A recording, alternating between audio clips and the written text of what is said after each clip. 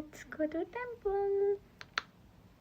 If you really had a bad week and bad mood, just go to temple, go to coffee shop, go somewhere. If not, just sleep. But don't you ever just sit silent and think about that 100 times. No, you just need to chill.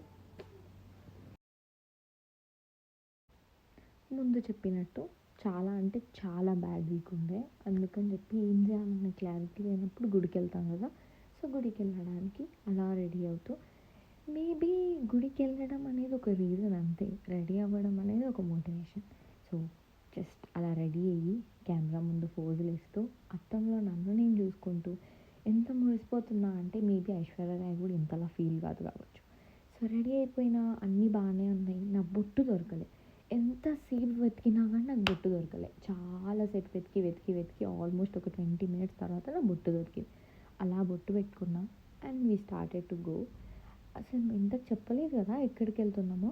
Birmingham వెళ్తున్నాం. Almost like మాకు 2 hours ఉంటుంది ఇక్కడ నుంచి. So we started going. అలా Birmingham వెళ్ళిపోయాం.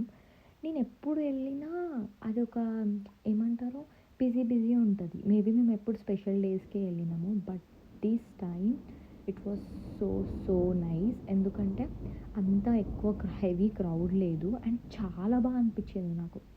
పూజ అంతా చాలా peaceful అండి. సో దర్శనం చేసుకున్నాం అండ్ అలా ఇంకా అంత కష్టపడి రెడీ అయినప్పుడు అలా ఫోటోలు పోజులు ఇవ్వాలి కదా. అలా అందరం ఇది ఒక మ్యాండేటరీ ఫోటోషూట్ ఏరియా అనమాట. సో మ్యాక్స్ అందరూ అక్కడ ఫొటోస్ తీసుకుంటారు.